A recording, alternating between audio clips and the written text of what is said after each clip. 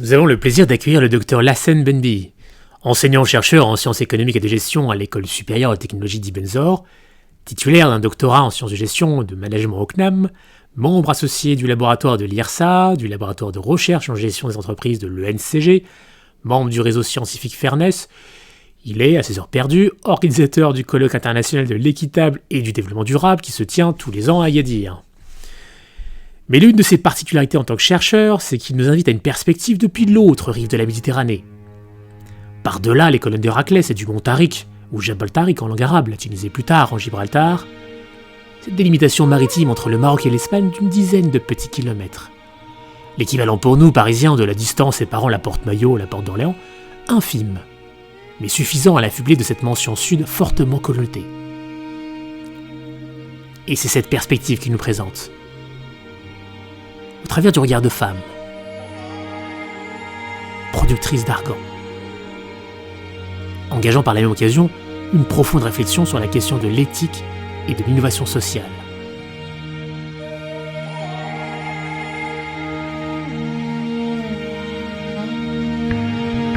En premier lieu, nous vous remercions de réaliser cet entretien en français, car pour rappel, vous êtes marocain, donc issu d'un contexte linguistique sémitique. La première question est plutôt d'ordre personnel, Lassen. Pourriez-vous nous raconter votre première rencontre avec le commerce équitable ? Bonjour à toutes et à tous. Ma première rencontre avec le commerce équitable est issue de l'organisation d'un séminaire sur le commerce et le développement. C'était dans le contexte de la COP 22 qui s'est déroulée à Marrakech au Maroc en 2016. Dans le département commerce et communication où je travaille depuis 2011, nous avons pris l'initiative d'organiser une manifestation, un événement scientifique, une conférence sur le commerce et le développement durable. Après des réflexions, après des recherches, j'ai trouvé que le commerce équitable constitue l'un des maillons du développement durable, constitue l'un des vecteurs, il contribue au développement durable. Du coup, nous avons opté pour le choix de cette thématique du commerce équitable et développement durable pour organiser non plus un séminaire mais un colloque international où il y avait des intervenants issus de plusieurs pays du monde, de l'Europe, de l'Amérique, de l'Afrique, de l'Asie. Donc lors de l'organisation de ce colloque, j'ai trouvé que le premier produit certifié au Maroc est l'huile d'argan. Et après j'ai trouvé que les femmes productrices de l'huile d'argan, j'avais commencé par des entretiens exploratoires. C'était ça donc ma première rencontre. L'huile d'argan, c'est une huile végétale, puisant son origine de l'arganier, dont la rareté est telle qu'il ne pousse qu'à un seul et unique endroit au monde, principalement dans la région de Sousse, on est d'accord, comptant 800 coopératives, dont 93% d'entre elles sont créées par des femmes.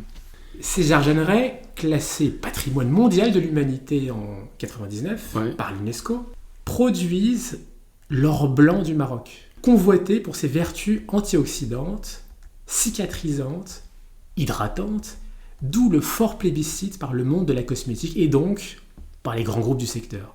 Est-ce que nous pourrions avancer que l'argan est une économie devenue centrale dans la région ? Bon, certes, l'huile d'argan constitue une activité économique principale de la région Souss-Massa. C'est pas uniquement la région Souss-Massa, mais le territoire de l'Arganier qui s'étend du Sawira vers le sud, vers Goulmi.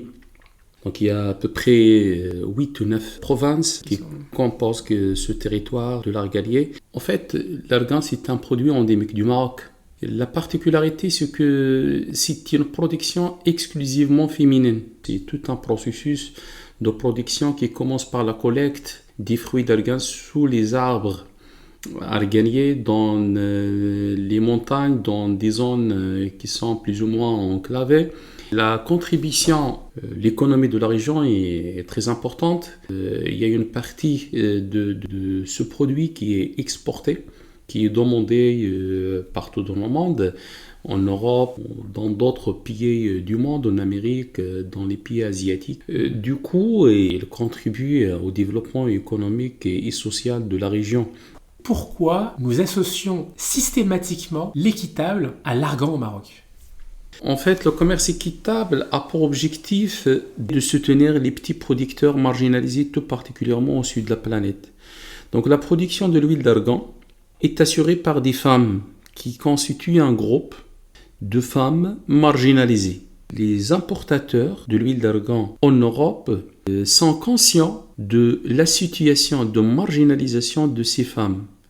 Donc c'est pour cela qu'ils demandent à ce que le produit soit certifié commerce équitable. Comme ça, ils contribuent à améliorer les conditions de vie des femmes productrices de l'huile d'argan. Donc le commerce équitable, la certification est tirée par le client. C'est des clients étrangers qui demandent à ce que le produit soit selon les normes du commerce équitable. La première certification date de 2010. Elle est issue d'une étude réalisée pour promouvoir, pour développer les femmes productrices de l'huile d'argan. Et c'est une étude qui a recommandé aux acteurs, les acteurs c'est-à-dire les importateurs, les exportateurs et les coopératives productrices de l'huile d'argan. D'ailleurs, c'est un produit qu'on exporte. Lorsqu'on parle du commerce équitable, initialement, c'est un commerce en nord-sud où les acheteurs du nord cherchent à aider, à soutenir les producteurs du sud. Pour parler d'exportation, qu'on parle plus ou moins d'une production d'argan autour de 4000 à 5000 tonnes par an. Une partie en est dédiée à l'export, un quart plus exactement, avec un 86% dirigé vers la France. Mais on parle beaucoup, dans le cadre de ces exportations, de 80% qui seraient gérés par des sociétés privées. Oui, vous avez soulevé une question critique dont la filière d'argan a émergé au début des années 90, grâce à la création des coopératives féminines d'argan, créées par des femmes pour des femmes. Il y avait des programmes nationaux élaborés par des organismes à la fois gouvernementaux et non gouvernementaux. Il y avait plusieurs programmes, plusieurs projets d'appui à la création et le développement. Après les premières expériences en matière d'exportation, de commercialisation, il y avait des capitalistes, il y avait des entreprises privées qui ont commencé à exploiter l'huile d'argan. Alors pour la répartition, pour les statistiques que vous avez évoquées, les premières organisations étaient des coopératives, mais après avoir découvert l'importance de l'huile d'argan grâce à l'innovation, grâce à des bienfaits découverts dans les grands labos de cette huile sur le corps humain. Parce qu'il est à signaler que le produit d'argan, il était initialement un produit alimentaire. Mais après des recherches réalisées dans les grands labos universitaires au Maroc, ils ont montré que l'huile d'argan est un produit principalement cosmétique. Ils ont démontré les avantages. Oui. L'acidité sur la peau. Oui, l'acidité sur la peau, donc il est riche en vitamines. C'est pour cela que les entreprises cosmétiques à l'échelle internationale ont commencé à exploiter, à valoriser, à transformer l'huile d'argan en produits cosmétiques de différentes gammes. Ces entreprises privées accaparent une grande part du marché parce que les coopératives sont des organisations sociales beaucoup plus économiques. Donc, ils sont des organisations hybrides qui ont été créées par des femmes qui sont généralement au début des femmes analphabètes qui n'ont pas des moyens financiers nécessaires pour développer leurs coopératives. Et elles sont des coopératives créées dans des programmes soutenus par l'État. Le secteur actuellement est réparti entre plusieurs organisations dont on trouve principalement des entreprises privées. On y trouve même des multinationales. On y trouve des producteurs informels qui n'ont même pas la forme d'une entreprise quelconque, qui en varie entre 4000 et 5000 tonnes par an. Tout dépend de l'aléa climatique. La sécheresse a un impact. Un impact, oui. Donc, il y a un territoire généralement aride ou semi-aride. Voilà, donc oui, c'est vrai. Les coopératives sont des premières organisations qui ont été créées pour développer la filière d'argan.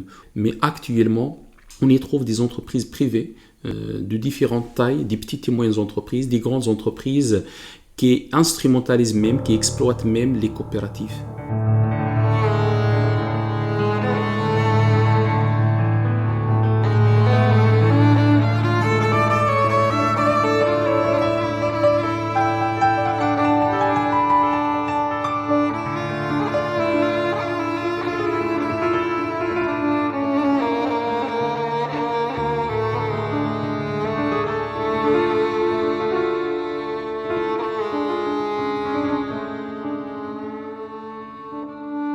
Le processus de production est un processus très lent qui passe par plusieurs étapes du ramassage des fruits à la production. Première étape est la collecte et le ramassage des fruits effectué par ce qu'on appelle les ayants droit de l'arganerie pendant des périodes allant du mois de juin au mois de septembre. Le fruit collecté est d'abord séché et stockés. Ils sont ensuite le dépulpage qui se fait manuellement ou d'une manière mécanique. Le fruit dépulpé permet d'obtenir ce qu'on appelle les noix, des noix dures à concasser.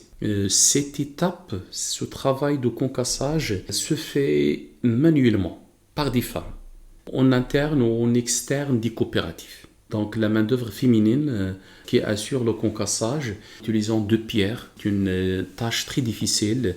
Elle met la noix sur une pierre et utilise une autre pour concasser la noix pour obtenir l'amandon. Et combien il faut de kilos d'amandon pour faire 1 litre d'huile d'argan? Pour la méthode traditionnelle, généralement il faut 2 à 2,5 kg d'amandon.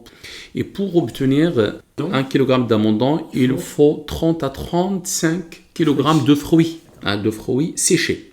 Ça s'appelle selon la langue locale la fièche. 30 à 35 kg, c'est-à-dire pour faire 2 kg, il faut à peu près 70 kg de fruits pour faire 1 litre. Une fois l'amandon est obtenu, l'étape suivante consiste à trier, à nettoyer les amandons. Le processus d'extraction se poursuit par les étapes de l'éventuelle torréfication des amandons pour l'huile alimentaire, le pressage des amandons, la décantation et la filtration, puis le conditionnement de l'huile. À ce niveau-là, il y a deux procédés qui sont légèrement différents selon le produit à obtenir. Pour l'huile alimentaire, il faut torréfier les amandons. Par contre, pour l'huile cosmétique, non. Les amandons passent par le pressage à froid, et après le conditionnement dans des emballages différents. Pour avoir une idée de la valeur travail, disons, combien d'heures ou de jours il faut pour obtenir 1 litre d'argan, pour avoir un peu une idée du temps et du travail consacré par ces femmes? Ça dépend les méthodes de production. Si on considère le travail d'une femme dans une coopérative, généralement une femme travaille une journée. Le travail des femmes dans l'argan est un travail qui se fait en parallèle avec le travail domestique. Si elle travaille une journée, elle peut faire 1 à 2 kg. C'est-à-dire si elle travaille, si elle fait 1 kg d'amandon par jour, donc il faut 12 jours de travail pour faire 1 litre d'huile d'argan. Ça, selon la méthode de production. Mais dans les entreprises développées qui sont installées dans la région, le processus est mécanisé, on utilise des machines. Donc là, ça va être très rapide et qui externalise même cette tâche de concassage et de dépulpage. Il externalise, il confie cette tâche soit à des femmes qui sont dans d'autres coopératives, soit à des femmes chez elles dans la compagnie. Donc ça se fait comme ça. Et après, extérieures aux coopératives, oui, qui ne sont pas ni associés ni employés dans des coopératives, c'est la réalité. Par contre, certaines entreprises qui sont plus ou moins socialement responsables et qui s'inscrivent dans des approches de développement durable optent pour la sous-traitance de cette tâche, en signant des contrats avec des coopératives. Les coopératives s'occupent de tout ce qui est amont, tout ce qui est dépulpage et concassage pour obtenir un produit intermédiaire qui est l'amendant. Après, l'amendant obtenu sera ensuite utilisé par des entreprises pour l'extraction de l'huile d'argan selon différentes méthodes, selon le produit recherché. Mais généralement, le principal produit commercialisé à l'international, c'est l'huile d'argan cosmétique, qui passe surtout par le pressage des amendants et l'extraction de l'huile, donc à l'aide d'une machine à froid avec une presse hydraulique. Donc la qualité et le rendement de production varient selon la méthode utilisée par le producteur, qui peut être soit une entreprise, soit une coopérative. Voilà. Il y a selon les habitudes de consommation, parce que l'huile alimentaire est destinée principalement à la consommation locale, à la consommation nationale.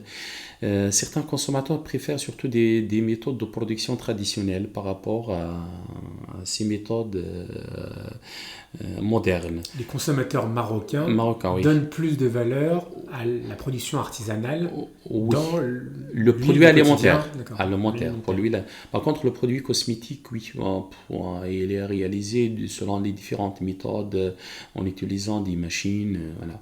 Même l'huile alimentaire actuellement, donc la plupart des coopératives utilisent des techniques de production mécanisées parce qu'ils ont bénéficié, surtout dans le cadre d'un programme de l'INDH, l'Initiative nationale pour le développement humain, qui soutient les coopératives à ce niveau-là. Ils donnent un appui technique, donc ils ont des subventions pour l'achat des équipements, des machines, pour la valorisation, pour l'extraction de l'huile d'argan. Mais c'est juste des machines pour l'extraction. La plupart des coopératives utilisent des modes traditionnels, manuels, surtout pour le dépulpage et pour le concassage. Dans l'équitable ou dans toutes les coopératives, l'équitable fait les deux, mécanisé ou artisanal. Le commerce équitable, on se demande quelles sont les coopératives. Alors là, jusqu'à présent, on est en train d'expliquer la production de l'huile d'argan, abstraction faite de la certification utilisée par les coopératives. On n'avait pas des statistiques sur le commerce équitable dans l'huile d'argan. À ce propos, sans doute pourriez-vous nous parler de vos enquêtes rendant compte de l'inventaire des structures équitables. Et d'ailleurs, qu'est-ce qui motive les coopératives à se certifier ? La norme du commerce équitable est une norme privée, volontaire. Des coopératives optent pour la certification. Pour quelles raisons ? Quelles sont les coopératives qui sont certifiées ? Comment ils le sont ? Elles représentent combien ?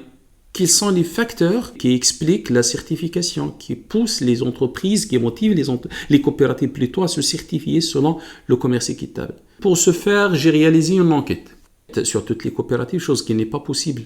Parce qu'à l'époque, il y avait près de 500 coopératives. Il y a des coopératives qui sont opérationnelles toute l'année. Il y a des coopératives récemment créées dans le cadre des programmes gouvernementaux soutenus par des organisations internationales. J'ai opté pour une méthode qui s'appelle la méthode de la boule de neige. C'est une enquête qui porte sur un échantillon. J'avais commencé par des recherches qualitatives, des entretiens exploratoires, et c'est avéré qu'il me faut des données exactes sur la situation. Donc, du coup, j'ai commencé l'enquête dans l'espoir de déterminer le nombre d'abord. Quelles sont toutes les coopératives qui sont certifiées ? J'ai commencé l'entretien avec le premier un groupement de 6 coopératives.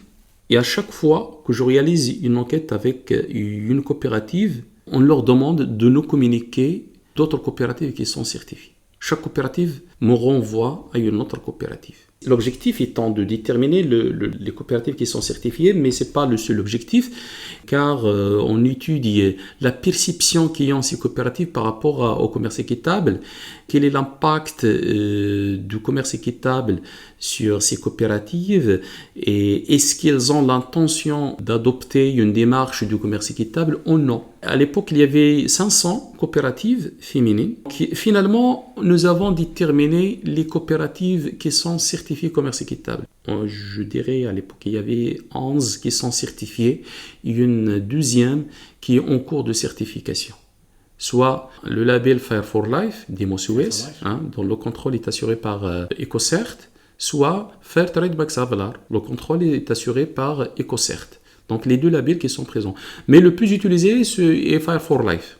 La plupart des coopératives qui sont certifiées, elles sont certifiées par des clients étrangers demandent le label du commerce équitable. Donc c'est souvent le consommateur du Nord qui va conditionner et amener ce mouvement vers des coopératives équitables. Oui, tout à fait. Tout à fait. Toutes les coopératives répondent qu'elles sont certifiées parce qu'il y a des clients qui demandent le label, tout simplement. C'est la réponse la plus claire. Toutefois, d'autres facteurs peuvent être avancés parce qu'il y a des coopératives aussi qui ne sont pas certifiées. Le croisement des données nous a permis de déterminer d'autres facteurs qui peuvent être des facteurs facilitateurs. Par exemple, toutes les coopératives qui sont certifiées sont membres des groupements d'intérêt économique, c'est-à-dire des unions ou des groupements de coopératives. Il y a même des coopératives qui sont certifiées via leur GIE, via leur groupement. Peut-être pour des raisons économiques ou techniques, ça va réduire le coût, parce que si le groupement est certifié, il y a une sorte d'économie d'échelle, il y a le partage des frais de la certification entre toutes les coopératives membres de ce groupement, il y a l'encadrement technique. Mutualise les moyens. Oui, mutualiser les moyens et le travail de la certification à travers le GIE. Pas uniquement la certification, mais d'autres, même les opérations d'exportation passent par le GIE, donc c'est un facteur qui est facilitateur. Deuxième chose, nous avons trouvé que les coopératives certifiées sont tous des grosses coopératives. Uniquement celles qui vont à l'export ou alors globalement celles qui sont les plus productrices? Oui, parce qu'il faut que les coopératives soient en mesure de répondre aux exigences de la certification. Je reviens là-dessus parce que c'est une question paradoxale. C'est le commerce équitable cherche à aider les petits producteurs. Il faut qu'ils soient petits, mais pas trop petits. Il cherche à aider les petits producteurs. Alors là, les coopératives les plus grosses, les plus développées qui sont certifiées. Alors là, les coopératives où il y a les plus pauvres ne sont pas certifiées. Bon, c'est une question à la fois théorique et professionnelle. Mais d'autres, c'est juste pour compléter, pour citer d'autres facteurs. La personne du président, surtout son niveau de formation. Toutes les coopératives qui sont certifiées sont présidées par des femmes ayant un niveau scolaire assez important par rapport aux autres. Des femmes ayant un niveau de bac plus. Il y a aussi un autre facteur, le réseau social, l'intégration de la coopérative dans le réseau social, dans la région. Ouais. Ce qui est un facteur plus ou moins politique. On trouve que derrière des coopératives, il y a des associations, il y a parfois des partis, il y a des élus, des leaders dans la région qui soutiennent les coopératives.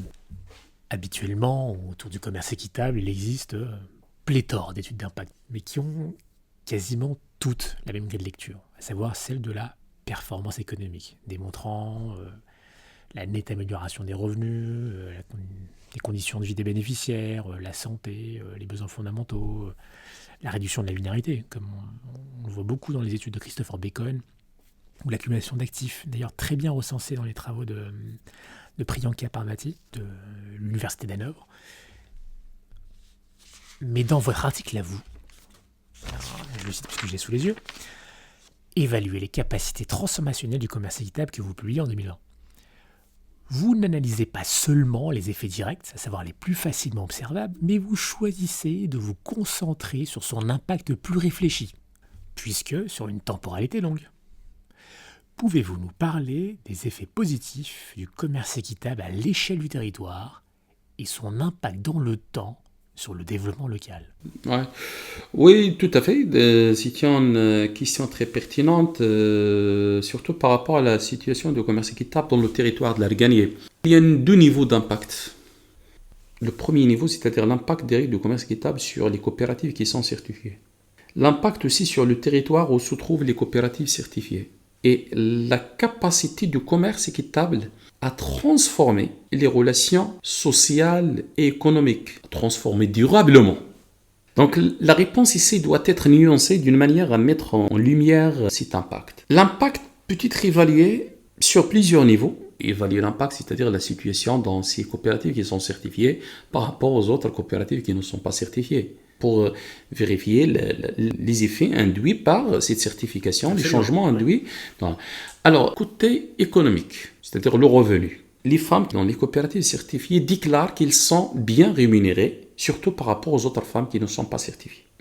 Ça, c'est le déclaratif. Le déclaratif. Et l'analyse empirique, elle montre qu'effectivement, elles ont des revenus supérieurs. Et oui, elles ont des revenus qui sont supérieurs. Mais supérieurs par rapport à quoi? Par rapport aux revenus des femmes qui ne sont pas certifiées. Ou des femmes qui travaillent de manière informelle. Les femmes bénéficiaient du fonds social. Comme Max Havelaar qui demande aussi. Les deux. Il y a un pourcentage du chiffre d'affaires. Fire for Life exige 5%, les autres. Donc, c'est un pourcentage du chiffre d'affaires. En proportion du chiffre d'affaires. En proportion du chiffre d'affaires. Alors, le fonds social est utilisé pour financer des actions sociales. Par exemple, l'achat des médicaments pour les femmes, la fourniture scolaire, des indemnités à l'occasion des fêtes religieuses, des subventions accordées à des femmes à l'occasion des fêtes, par exemple des fêtes de mariage ou d'autres occasions. Des événements sociaux. Oui. Même pendant le Covid, où exceptionnellement, on a donné l'autorisation à l'utilisation du fonds social de manière anticipée avant l'Assemblée Générale pour subvenir à l'achat de produits d'hygiène en urgence.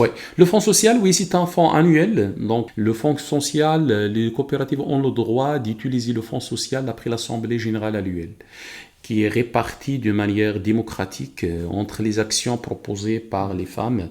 Mais pendant le Covid, les organismes certificateurs ont donné l'autorisation aux coopératives pour utiliser ce fonds social parce qu'il y a une urgence. Oui, c'est une sorte de résilience pour que les coopératives puissent s'adapter aux effets négatifs de la crise. Encore plus, et certains organismes même qui ont subventionné les coopératives pendant la crise parce qu'il n'y avait pas d'activité, donc ils ont donné des subventions, des financements. Fairtrade Africa l'a fait? Oui, c'est Fairtrade Africa qui a un réseau parce qu'il y a un changement au niveau du réseau Fairtrade. Il y a des réseaux continentaux de Fairtrade Africa et qui a financé la certification même de la coopérative selon une autre norme. Il a financé l'achat des produits d'hygiène, il a financé l'achat des produits alimentaires pour les femmes. Il y a pas mal d'actions qui ont été financées via les subventions accordées par l'organisme, par exemple Fairtrade, Max Havelaar. Du coup, l'impact est un impact positif. La production d'huile d'argan est une production écologique.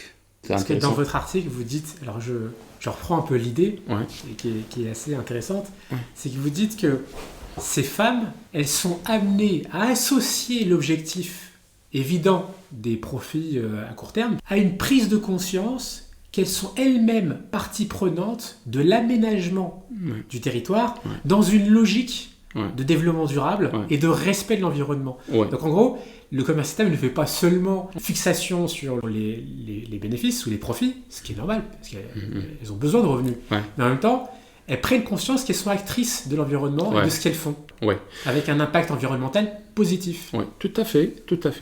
Bon, parce que les femmes productrices d'argan, elles sont des femmes rurales, généralement des femmes analphabètes, qui ne sont pas en mesure ni de lire ni d'écrire majoritairement. Lors de la certification, les coopératives, en collaboration avec les organismes certificateurs, organisent des campagnes de sensibilisation, des campagnes de formation et de communication pour les sensibiliser à respecter les normes du commerce équitable. Les femmes se sentent responsables, deviennent actrices de leur propre développement qui doit être un développement durable à l'échelle de leur territoire. Ça, c'est très important. D'ailleurs, il est à signaler que la production de l'huile d'argan est une production respectueuse de l'environnement. Même les déchets, tous les déchets générés par la production sont des déchets valorisables ou vendables. Le tourteau, c'est constitué un aliment pour les... Récupération, il n'y a pas de déchets, Il n'y a pas de déchets. Il n'y a pas de déchets qui génèrent... Il y a un circuit... Oui, c'est une sorte d'économie circulaire. Les déchets, le coq obtenu à l'issue du concassage est utilisé pour l'effort traditionnel, d'ailleurs très demandé. Le tourteau, qui représente 50 à 60% des résidus obtenus, c'est un produit résiduel, est utilisé pour l'alimentation des batailles. Encore mieux, elle est utilisée actuellement pour produire d'autres types de produits cosmétiques comme des savons, comme des produits, des crèmes, voilà. Donc, pas de déchets qui génèrent de la pollution ayant un effet négatif sur l'environnement. Au contraire, ce sont des déchets valorisables, vendables, soit en l'état, soit transformés et vendus sous forme de produits valorisés. Pas de gaspillage. Pas de gaspillage. Donc l'impact à ce niveau-là est un impact positif sur tous les niveaux. Si on cherche à évaluer l'impact du commerce équitable à une échelle plus globale ou au moins à l'échelle du territoire des petits producteurs, alors là, il faut nuancer notre réponse. Sa capacité, il faut y aller au-delà pour chercher, vérifier si les acteurs du développement local font confiance au commerce équitable ou non. Alors là, les acteurs, tout dépend de la volonté des acteurs locaux.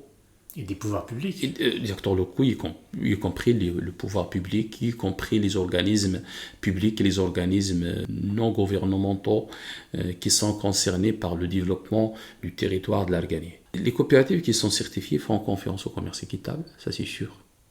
Ils se sont responsables qu'elles contribuent au développement de la région. Les autres, il y a des organismes qui disent que voilà, le commerce équitable, non, c'est pour des raisons commerciales. D'autres qui sont neutres. Les grosses coopératives estiment que le commerce équitable a un impact positif. Toutefois, tout dépend des clients étrangers. Ils se demandent pourquoi on va se certifier si on n'a pas un acheteur qui demande le label du commerce équitable. Il est à signaler que le produit certifié dans l'argan, c'est l'huile d'argan brute, vendue en vrac. Ce n'est pas l'huile valorisée. Il est à signaler parce que c'est très important. Question qui soulève le débat par rapport à l'équité, par rapport à l'éthique dans le commerce équitable. D'autres, ceux qui critiquent le commerce équitable, ils le critiquent parce que certaines coopératives qui optent pour le commerce équitable pour des raisons purement commerciales. Vous avez évoqué un peu les impacts positifs, et vous parlez aussi du gaspillage, de la récupération. Est-ce que vous pouvez nous dire un mot sur cette dialectique entre équitable et bio? Il y a entre le développement durable, ou on va dire le respect de l'environnement, et l'équitable, on va dire une convergence. On peut même se poser la question de qui précède l'autre. Oui, bon, c'est une question qui se pose, mais une chose est sûre, la plupart des produits certifiés équitables est aussi certifiés bio. On parle de 83, 85%. Plus de 83 actuellement. C'est ça. 83% des produits qui sont dans le bio sont aussi certifiés commerce équitable. Pour la relation entre le bio équitable, certes, l'objectif ultime des deux est le développement durable. Qui précède l'autre, ça c'est une question. La question historique, c'est vrai que le bio précède le commerce équitable. Le bio est apparu au début des années 20, tandis que le commerce équitable remonte à la fin des années 40.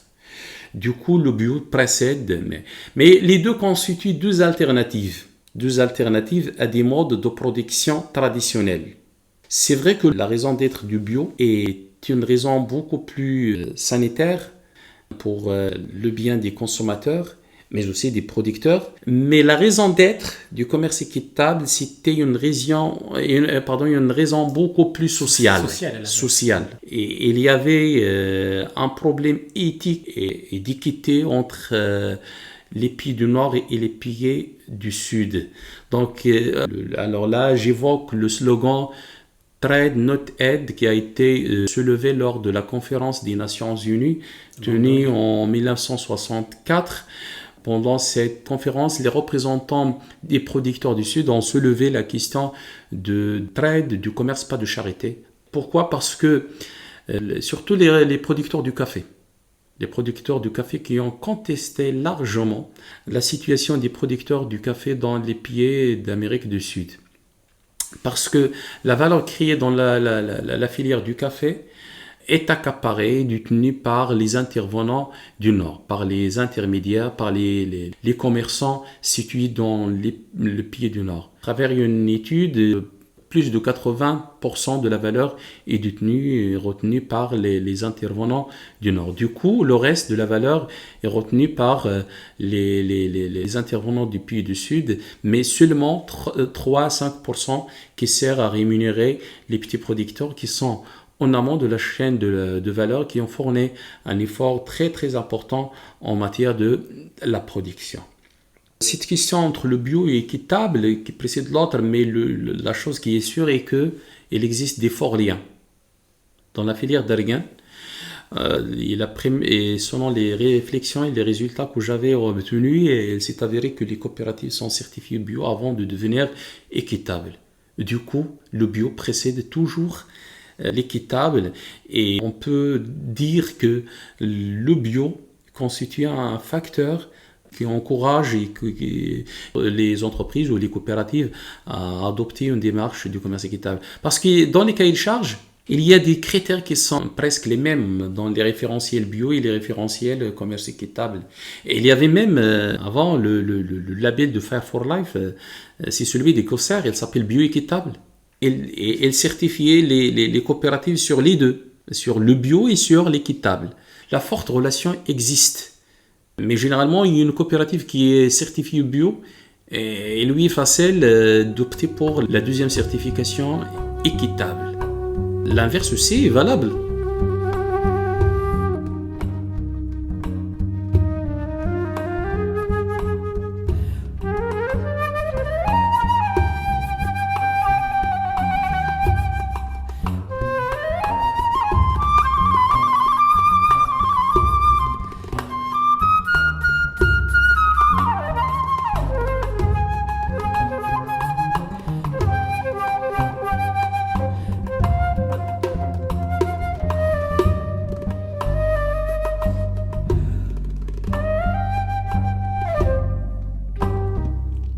Vous évoquez la certification et nous allons devoir aborder un point sensible la concernant. Vous disiez précédemment que la certification est pensée par rapport aux attentes du consommateur du Nord, qui d'ailleurs part d'une intention louable, dans l'intérêt des producteurs. Toutefois, vous allez encore plus loin dans la critique, puisque dans votre étude réalisée en collaboration avec Anne-Marc Cheroubla, je cite la certification commerce équitable entre l'international et le territoire, paru en 2022, vous témoignez de la venue de l'auditeur, fraîchement débarqué du Nord, avec dans ses valises un cahier des charges plutôt uniforme, et de sérieuses lacunes quant à la compréhension de la culture locale, des normes, des valeurs, des croyances, et même plus grave encore, de la langue, puisque dans ce cas précis, l'auditeur n'avait aucune notion du dialecte berbère dont font l'usage l'écrasante majorité des productrices. Une incongruité lorsque l'on sait que le certificateur est censé échanger avec les adhérentes pour entendre de leur bouche, sans intermédiaire, ce qu'il en est réellement de leur quotidien. Pensez-vous, la scène, que ces enquêtes peu adaptées au contexte, conjuguées à ces troublantes lacunes, peuvent susciter un doute sur l'appropriation effective de la réalité des coopératives, voire du crédit que l'on peut donner à certaines certifications ? Depuis la fin des années 80, le commerce équitable est fondé sur la certification. Donc la certification, avant tout, c'est un processus de contrôle qui garantit qu'un processus respecte un certain nombre de critères dans un cahier de charges ou dans un qu'on appelle aussi référentiel. Donc cette certification constitue un instrument qui garantit le respect des principes du commerce équitable, qui justifie sa légitimité auprès du consommateur, qui semble en être la cause et la conséquence. Nous avons soulevé cette question de la certification parce que la certification elle est basée sur les référentiels, c'est-à-dire des principes. Dans la dimension économique, il y a toute une série de principes à vérifier, à respecter. Dans la dimension sociale, dans la dimension économique, il y a généralement la dimension du revenu, les prix, les relations économiques qui doivent être durables. L'engagement aussi. Sur la dimension sociale, le respect de droit du travail. Dans la dimension écologique, il faut que les pratiques soient respectueuses de l'environnement, le respect de la biodiversité. Sur la dimension de gouvernance et démocratique, il faut que la certification contribue à la participation des producteurs dans la gouvernance des organisations, la participation à la prise de décision, la formation, améliorer l'autonomisation des producteurs. Ils doivent contribuer à la sensibilisation auprès des consommateurs et auprès des acteurs. Alors, quant à la critique de la certification par rapport au territoire, tous les organismes, initialement, le petit producteur se trouve dans le pays du Sud. Cependant, l'organisme certificateur est un organisme qui se trouve dans le Nord. C'est-à-dire qu'il y a un décalage entre le producteur et l'organisme certificateur. Il y a un décalage de regard. Ça c'est sûr, le regard, parce que l'organisme certificateur c'est un contrôleur, il contrôle qui? Il contrôle le producteur, ça c'est sûr. Mais le décalage c'est beaucoup plus culturel, cognitif. Du coup, lorsque on a étudié la prise en compte et la contribution de la certification, les entretiens approfondis avec les femmes a permis de montrer que il y a des femmes membres des coopératives qui sont adhérentes. Ils déclarent que la certification améliore leurs revenus, leur situation. Ils participent à la gouvernance. Il est difficile parce que la gouvernance des coopératives est gérée par la loi marocaine. Par contre, il améliore la formation des femmes. La recherche a montré qu'il y a une deuxième catégorie des femmes, constituée des femmes qui ne sont pas adhérentes, qui ne sont pas membres des coopératives.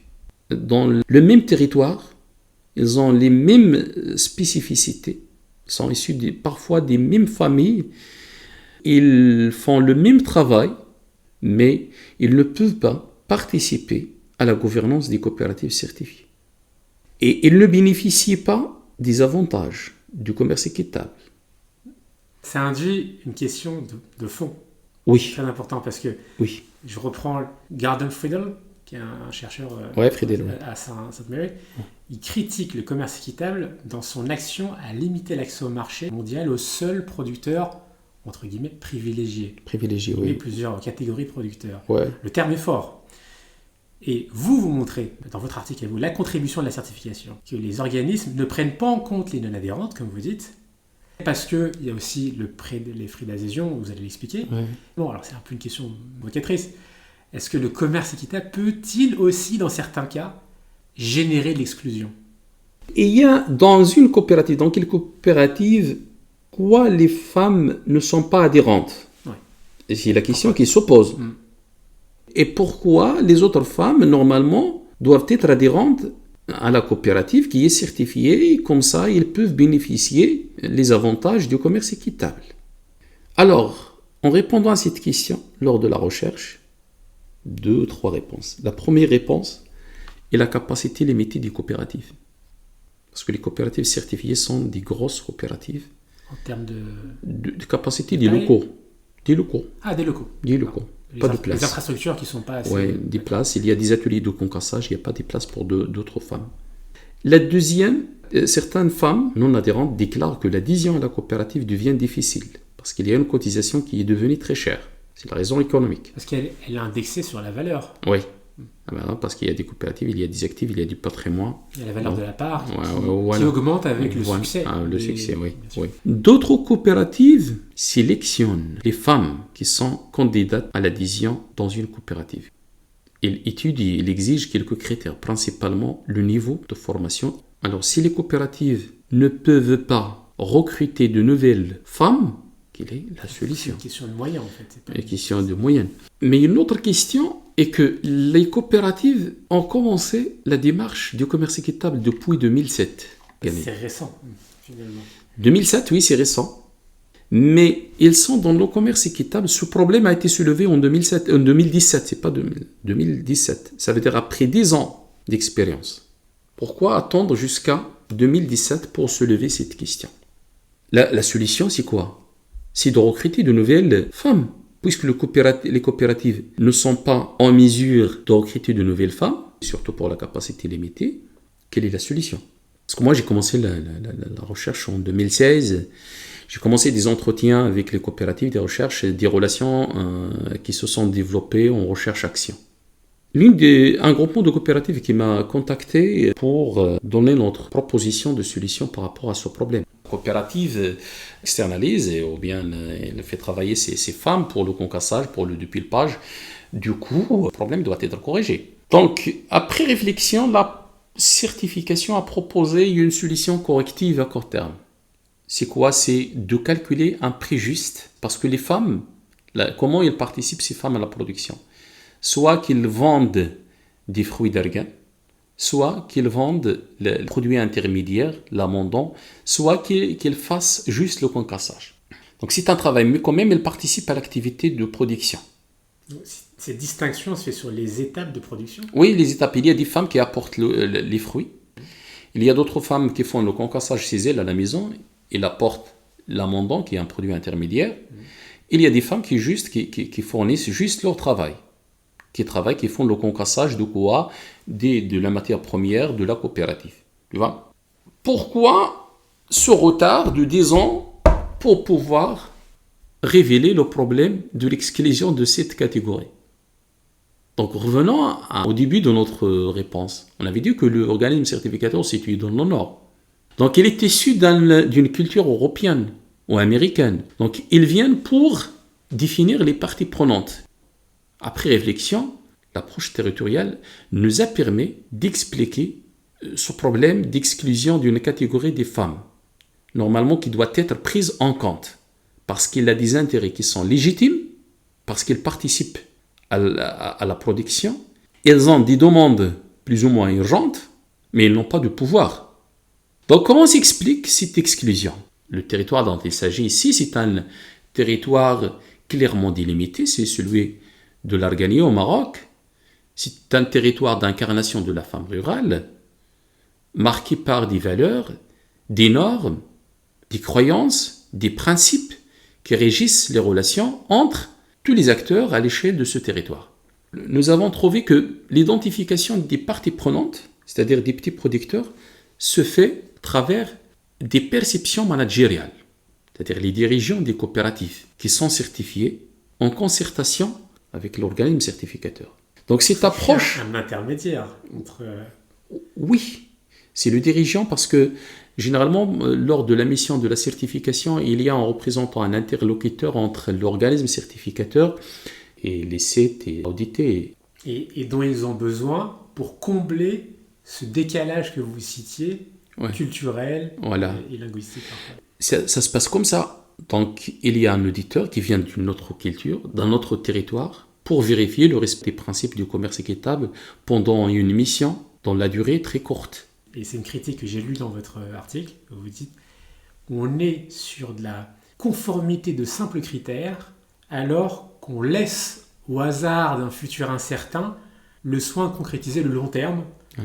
On s'intéresse uniquement au respect des critères, mais on ne s'intéresse pas à la vision long terme et l'inscription sur la durée de tout un mouvement et de tout un territoire. Oui, tout à fait. Donc on passe à côté de l'essentiel. Oui. Dans cette même perspective, donc il y a cet auditeur qui vient pour contrôler les critères, comme vous avez dit. Et nous avons trouvé dans la théorie que tous les modèles d'identification des parties prenantes sont fondés sur les perceptions managériales. Managérial, ça veut dire qu'il se fait sur la base des perceptions des dirigeants. Ceci nous a conduit à déterminer, à rechercher les limites ou les insuffisances de ces approches. Donc ces limites, ils sont d'abord l'opportunisme, le biais cognitif et la symétrie d'information. L'opportunisme ou la symétrie d'information, alors là, il y a l'intermédiaire qui est le dirigeant de la coopérative. Donc, c'est lui qui communique les informations à l'organisme certificateur. Donc, il y a une sorte d'asymétrie entre l'organisme certificateur et le petit producteur qui est la visée. L'opportunisme, ça veut dire, par exemple, les dirigeants peuvent instrumentaliser, peuvent identifier les parties prenantes de manière à améliorer la performance parce qu'ils sont responsables de la performance de la coopérative. Le biais cognitif, même le biais cognitif, c'est que principalement les auditeurs et aussi les dirigeants ne sont pas en mesure de comprendre les attentes et les spécificités des catégories des femmes productrices de l'huile d'argan. Ceci nous a conduit à rechercher une solution. La solution, c'est quoi? C'est de repenser le commerce équitable selon une approche par le territoire. Donc, c'est l'une des critiques. C'est-à-dire que la référence, si on cherche à évaluer l'impact, la référence par rapport à laquelle il faut évaluer les impacts et les résultats doivent être des normes à l'échelle du territoire où se trouve l'organisation. C'est l'une des critiques de la certification du commerce équitable. Donc, pour pallier à ce problème, l'organisme certificateur a opté pour une solution la plus simple. La solution la plus simple pour le certificateur, c'est quoi? Il faut que les femmes soient membres des coopératives. Ça, c'est la solution. Et on règle le problème. Mais il y a cette barrière de la Il y a cette barrière. Donc, il y a cette barrière. La solution, c'est quoi? C'est de demander aux coopératives de rémunérer les femmes non adhérentes en calculant un prix juste. Le prix juste dont il s'agit ici, ce n'est pas celui du produit fini, mais celui de la matière première. Donc, nous avons calculé le prix sur le marché, le coût de revient d'abord. Nous avons calculé, nous avons estimé, évalué toutes les charges supportées parce que le prix juste, c'est le prix juste dont il s'agit, c'est celui du fruit séché. Donc nous avons calculé le coût de revient, et nous avons calculé le coût de revient des produits intermédiaires, et nous avons ajouté en concertation avec les coopératives et l'organisme certificateur une marge de 10% pour encourager les femmes à vendre leurs produits à la coopérative certifiée. Donc là, le prix est proposé un peu plus cher de 10% par rapport à celui du marché. Mais quelques mois après, les conditions du marché se trouvent complètement changées. Pourquoi? Du fait de l'aléa climatique, la sécheresse. Le prix du fruit, qui était avant 3 à 4 dirhams, se trouve multiplié par 3 ou 4. Remonte à 10, entre 10 et 12. Ça veut dire tout l'effort que nous avons fourni pour évaluer, estimer le prix juste ne sert à rien. Parce qu'il faut refaire la même chose. Donc là, c'est il est tributaire des aléas du marché. Oui, l'aléa climatique d'abord. L'aléa climatique, la sécheresse, oui. Oui, il y a aussi la demande des autres sociétés et des autres acteurs. Justement, c'est pas un risque, parce que quand on pense à les aléas, les marchés, on pense global. On regarde un peu ce que disait Joseph Stiglitz, qui est, on va dire, loin d'être un dissident marxiste, pas du tout. Il a d'ailleurs eu le prix Nobel en 2001. Qu'est-ce qu'il dit, lui, une année plus tard, en 2002? Aujourd'hui, la mondialisation, ça ne marche pas pour les pauvres du monde. Ça ne marche pas pour l'environnement. Et ça ne marche pas pour la stabilité de l'économie mondiale. Est-ce qu'on prend des risques à mener les petits producteurs ou les plus marginalisés ou les plus fragiles vers un commerce mondial largement désinstitutionnalisé, donc avec très peu de protection? Oui. Le contexte de la mondialisation. Il y a aussi le contexte actuel des marchés mondiaux qui se caractérise par une forte inflation.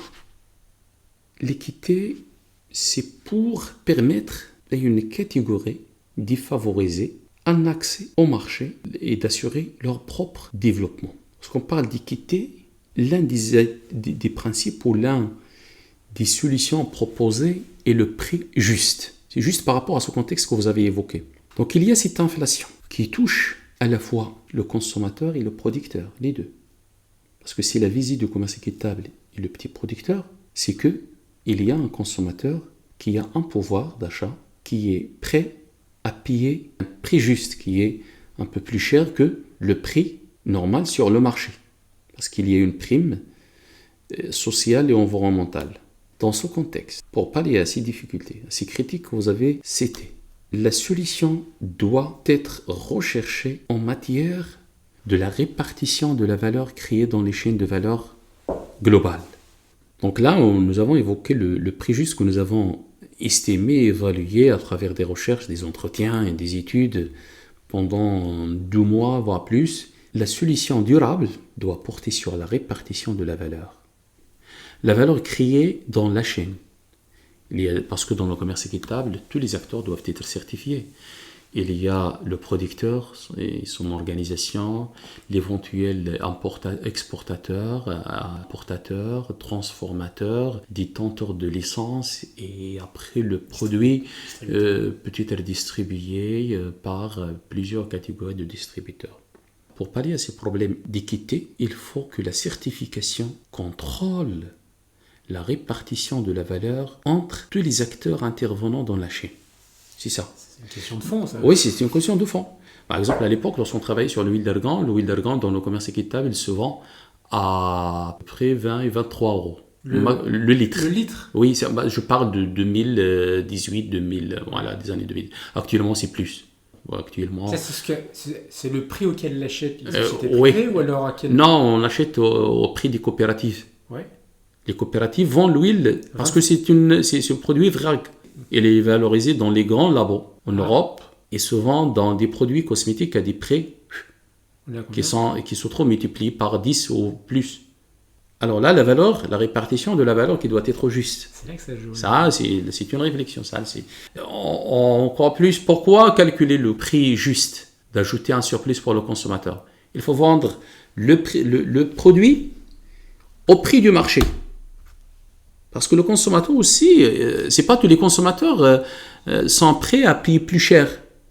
Un prix juste, non. Et il faut leur vendre le produit au prix du marché.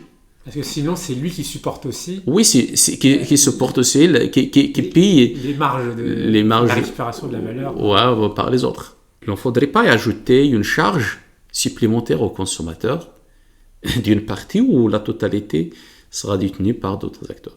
Donc là, tout l'effort, ce qu'il faut retenir, ma proposition, ma recommandation surtout, doit porter sur la répartition de la valeur. Il faut y aller au-delà en cherchant la réalité de la valeur créée et la répartition de cette valeur qui doit être en faveur de la catégorie des petits producteurs marginalisés. C'est profond ce que vous dites, et je vais faire un lien avec la crise agricole qu'on a vécue, je ne sais pas si vous l'avez suivi en France. Les agriculteurs, qu'est-ce qu'ils dénoncent? Ils parlent de la répartition désavantageuse des revenus dans le secteur de l'alimentation. Ils s'opposent aux surmarges de la grande distribution, des grandes entreprises ou de l'agroalimentaire. Ils réclament un revenu digne, critiquent la non-application de la loi Egalim, elle se décline en saison comme les feuilletons, c'est devenu très long, et ils réclament des prix garantis. Les agriculteurs français se sentent lésés et sentent que tout l'effort, tout le travail qu'ils ont, ils ne le voient pas dans leurs revenus, où ils sont toujours déficitaires ou toujours endettés, du moins pour une grande partie, et le consommateur en final se voit répercuter ses prix très hauts. Et on se pose la question de où est passée la valeur. Oui. Tout à fait. Initialement, il était un commerce équitable entre le Nord et le Sud. Actuellement, on parle de commerce équitable local, surtout Nord-Nord. Depuis 2014, avec la nouvelle loi sur l'USS en France, le commerce équitable origine France. Ça veut dire que les petits producteurs marginalisés ne se trouvent plus dans les pays du Sud. Ils se trouvent également dans les pays du Nord. D'ailleurs, la filière française génère un chiffre d'affaires très important. Ça confirme ce que vous avez évoqué de la crise, de la répartition de la valeur qui était déclarée au début des années 60 dans les chaînes de valeur mondiales entre le Sud et le Nord. Mais la recherche continue de plus de profit par les capitalistes a permis d'aller plus vers le nord en cherchant à accaparer la valeur même dans les filières du nord. Donc du coup, cette mondialisation et la recherche continue de profit élargit le champ de cette catégorie des petits producteurs marginalisés qui existe partout dans le monde. La critique qui était venue des producteurs du Sud, elle disait « Nous, on ne veut plus se contenter de vendre de la matière première, mais vendre de la matière transformée. Alors, l'Union européenne, je prends l'exemple de l'Union européenne, parce que c'est là où on est aujourd'hui. L'Union européenne achetait les produits en matière première brute, mais qui étaient très peu taxés par rapport aux matières transformées qui, elles, étaient taxées. En fait, on voulait empêcher la transformation locale. Dans le Sud. Local, oui, c'est bien ça. Oui. Comme on l'a vu, je parle même pas seulement du bloc Nord-Sud, où je l'ai étudié aussi sur le Royaume-Uni, où on avait, entre l'Irlande, qui était paysanne, on empêchait la production en Irlande du Nord, et on importait pour transformer en Angleterre et laisser toujours la valeur maximale dans le pays le plus puissant. Oui, tout à fait. Donc il y a toujours cette guerre ou cette recherche de valeur qui se fait dans des rapports de force. Oui, des rapports de force, des négociations. La même chose sinon au Maroc. Comme on avait dit tout à l'heure, l'huile exportée, c'est l'huile d'argan brut en vrac. Ça veut dire qu'elle est valorisée dans les grands labos en Europe. La vente plus chère. Du coup, il faut repenser le commerce équitable même. C'est-à-dire, il faut que le produit qui est certifié soit un produit fini. Donc, il faut s'intégrer dans le commerce équitable avec une vision renouvelée. Une vision renouvelée d'aller même plus loin en cherchant à créer des labels Sud. C'est-à-dire que les acteurs locaux s'approprient de l'éthique. Ils s'intègrent dans le commerce équitable résolument Sud avec une vision renouvelée au lieu d'exporter une matière première ou un produit brut en vrac. Il faut l'exporter, un produit qualifié, équitable, valorisé et un produit fini. Donc c'est ça l'idée du projet d'un commerce équitable résolument Sud. Voilà donc, comme vous avez dit tout à l'heure, tout dépend des rapports de force entre les acteurs du marché. Et du coup, ça pose la question, est-ce qu'on peut penser un commerce équitable qui ne soit pas seulement régional, qui soit un modèle qui touche de plus grandes zones, de plus grands territoires, peut-être un territoire national, voire continental. Est-ce que cette pensée du commerce équitable peut changer d'échelle ? Bon, oui, tout dépend de la volonté des acteurs et la confiance qu'au fond au commerce équitable et à ses capacités à transformer durablement ses relations socio-économiques. Tout dépend des rapports de force entre les acteurs sur un territoire, soit à l'échelle régionale, nationale. Les autorités à chaque fois. Les autorités à travers des lois. Par exemple, à travers des cadres juridiques. Comme l'ESS, comme la l'ESS, oui, vous avez cité cette question parce que chez nous au Maroc, l'une des difficultés est que le commerce équitable se développe en aveugle. Chacun l'interprète comme il le souhaite.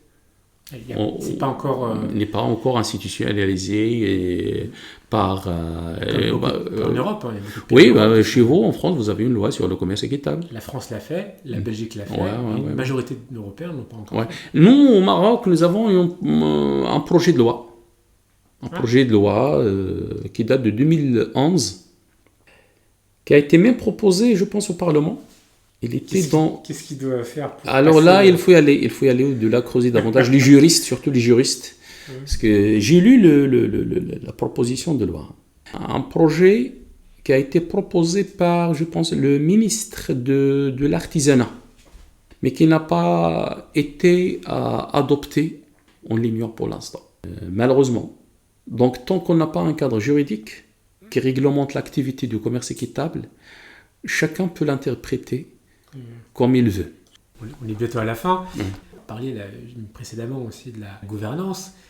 Vous constatez qu'il y a effectivement un procédé démocratique dans la participation aux décisions stratégiques des assemblées générales, par exemple, ou lors des élections des membres du conseil d'administration, qui d'ailleurs tous les ans sont audités.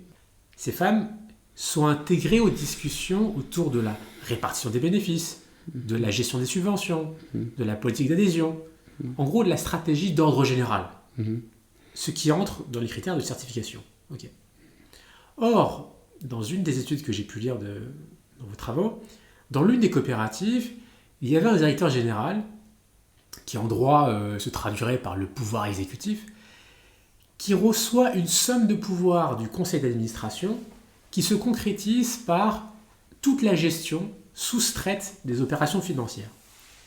Et vous constatez dans le même temps que nombre d'adhérentes sont limitées par la spécificité en dialecte ou n'ont pas la formation pour s'approprier certains concepts. Elles vont donc, par manquement théorique, donner leur pleine confiance à la direction de la coopérative, et là vous mettez beaucoup de guillemets pour la bonne gouvernance. Ceci introduit ma question de l'éducation. Non pas ici des publics, mais celle des producteurs. Pensez-vous qu'une coopérative puisse véritablement souscrire aux critères démocratiques et aspirer à une bonne gouvernance si ses adhérents n'ont pas accès aux outils conceptuels et théoriques pour un travail d'éducation? L'une des dimensions du commerce équitable est l'éducation et la sensibilisation.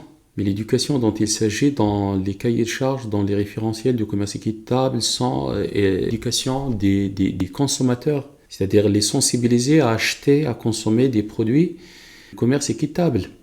Vous avez raison, et je partage votre avis par rapport à la sensibilisation des femmes.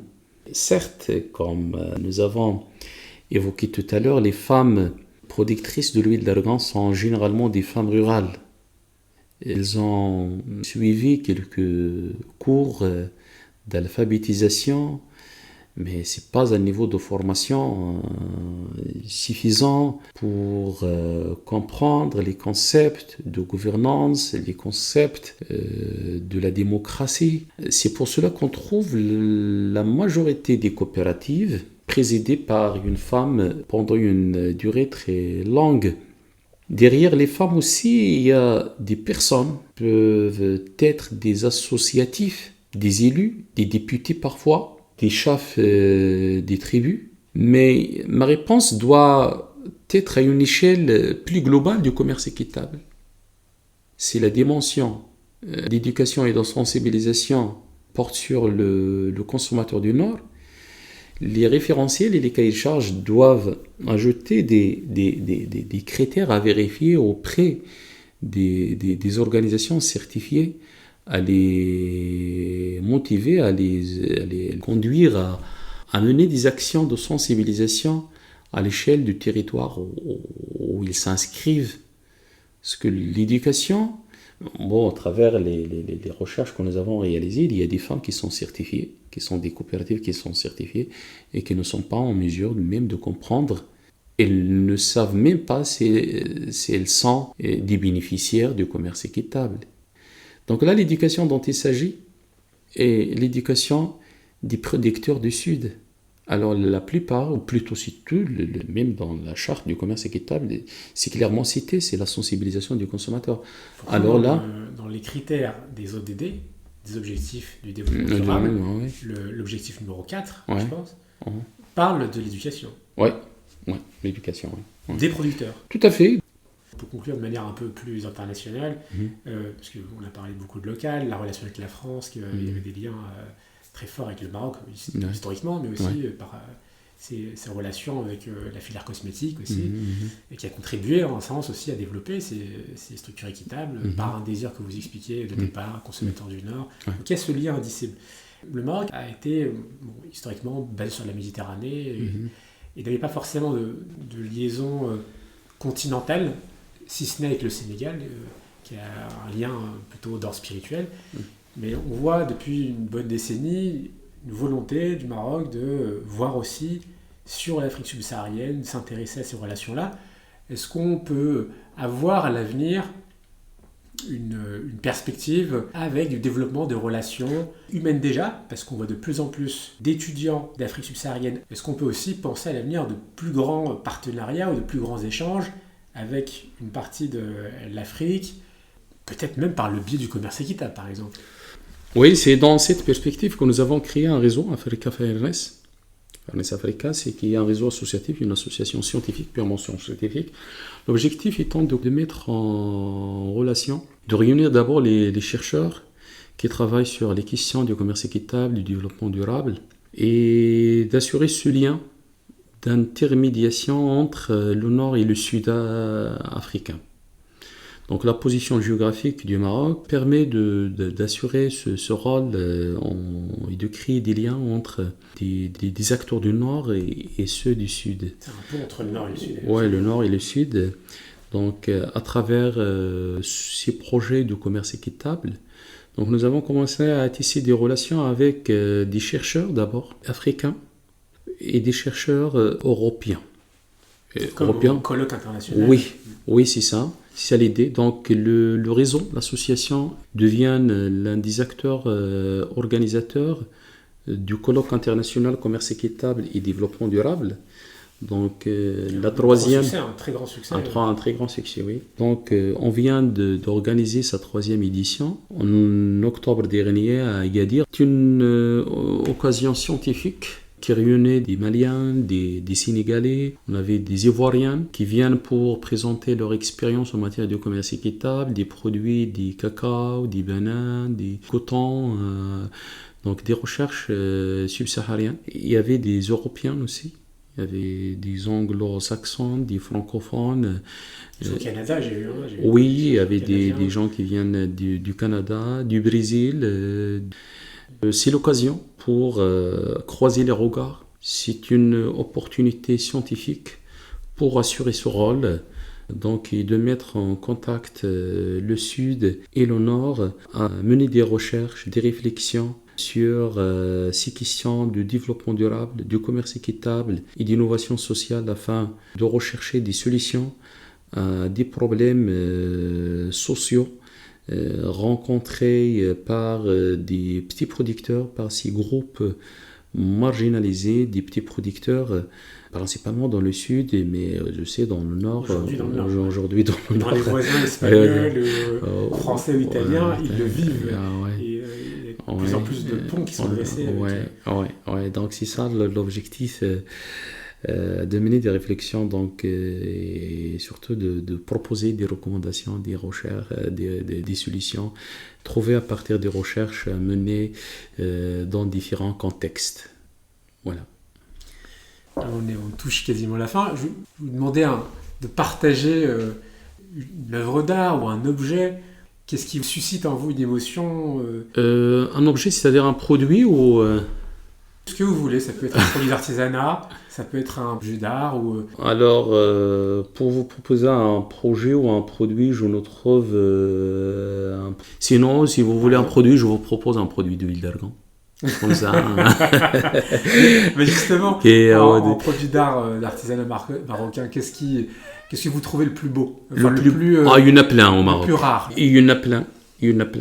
On a des bijoux. Je suis issu d'une ville reconnue par la bijouterie, par l'argent. Quel type de bijoux? Il y en a plein. Il y a des bagues, des colliers fabriqués à partir de l'argent, à partir des métaux précieux de la région. Mais il est connu aussi par ses babouches. Donc je vous propose pas mal de produits. L'art cordelier ou des chaussures.